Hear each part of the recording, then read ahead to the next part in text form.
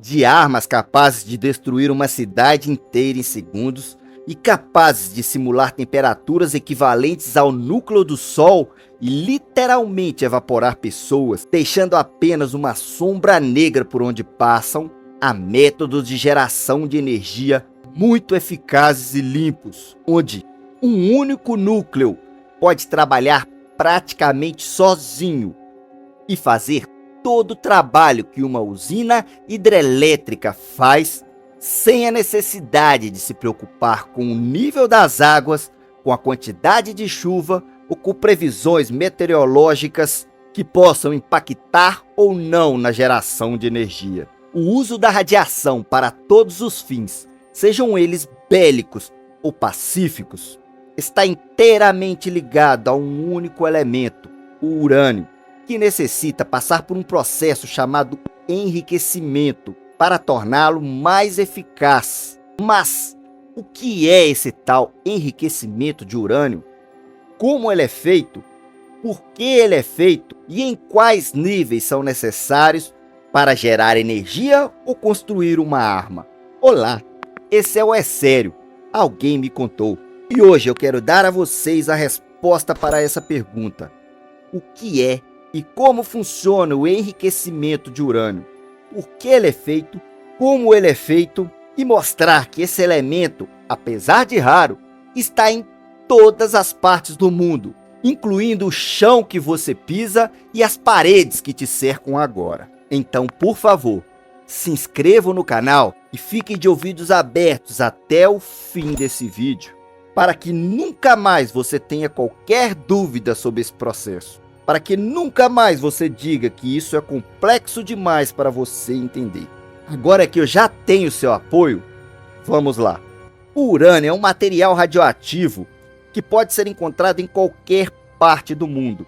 Contudo, geralmente, a concentração média de urânio na crosta terrestre é estimada em 2,8 partes por milhão, ou seja, em 1 tonelada de amostra, ou em 1 tonelada de terra, existem 2,8 gramas de urânio. Existem locais no mundo onde essa concentração é maior, e daí vêm as tais minas de urânio. Para se ter um exemplo, em Ranger, na Austrália, a concentração de urânio está em torno de 2.000 partes por milhão. Ou seja, a cada 1 tonelada de material, 2 quilos de urânio são extraídos. Contudo, deve-se ter em mente que o urânio-238, que é a forma mais comum de urânio encontrada na natureza, é bastante instável. Porém, não tão instável quanto é necessário para obter uma eficácia adequada nos processos de geração de energia e produção de armas. Para isso, é necessário um isótopo do urânio, o urânio-235. O isótopo é nada mais nada menos que uma variação de um elemento. Ou seja, se o urânio-238 possui 92 prótons e 146 nêutrons, o urânio-235 possui 92 prótons e 143 nêutrons. Essa menor quantidade de nêutrons dá ao núcleo mais instabilidade. As forças que mantêm o núcleo unido estão ainda mais desequilibradas do que as forças que mantêm o núcleo de um urânio-238 relativamente estável. Para gerar o tal efeito cascata, que é necessário para uma melhor extração de energia desses núcleos, bombardeia-se o material radioativo, ou melhor, o urânio, com nêutrons. Esse bombardeio, além de gerar uma força, gera ainda mais instabilidade no núcleo, o que faz com que as forças que mantêm ele unido, que estão a um fio do colapso, finalmente colapsem.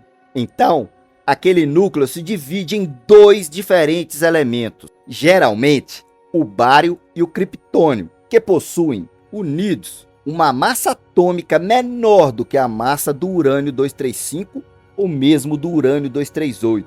Isso é o tão famoso processo de fissão, onde são liberados 3 nêutrons e a energia que mantinha aqueles nêutrons unidos ao núcleo. Esses 3 nêutrons fatalmente colidirão com outros átomos de urânio que passarão pelo mesmo processo e começarão um ciclo praticamente sem fim de colisões e liberações de novos nêutrons. O urânio 238 possui uma menor probabilidade de ser atingido pelos nêutrons e uma menor probabilidade de fissionar. Isso é chamado de seção de choque. É como se o urânio 238 fosse um alvo menor ou um alvo mais difícil de ser acertado.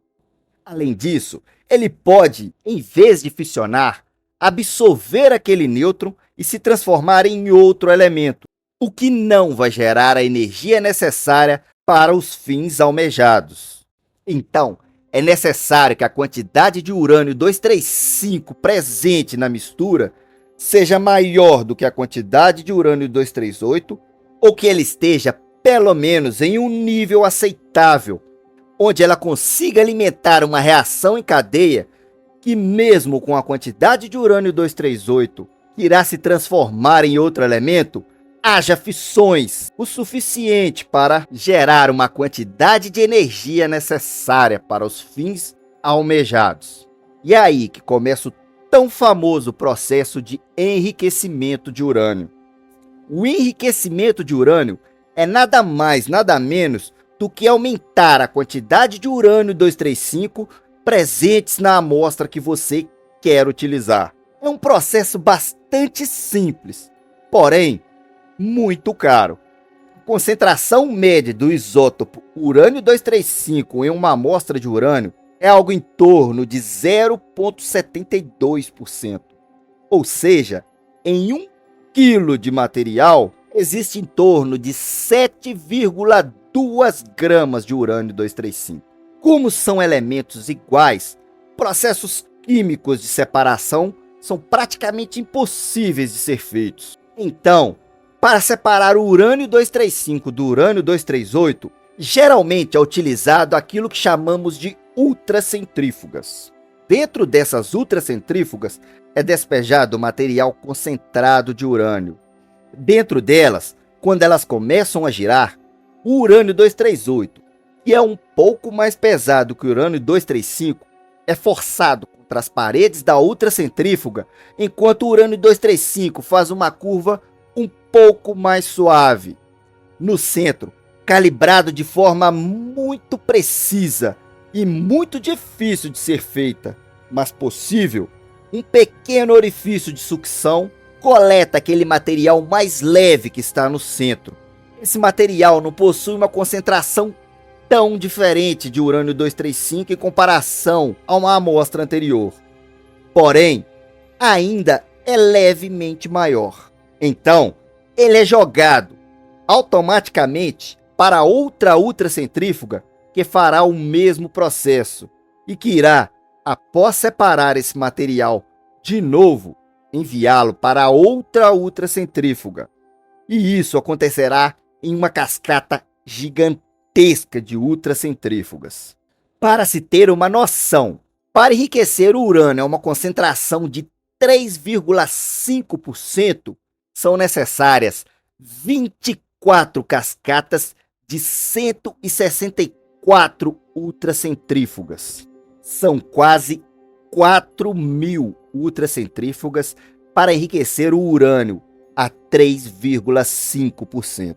E isso ainda é um processo bastante demorado.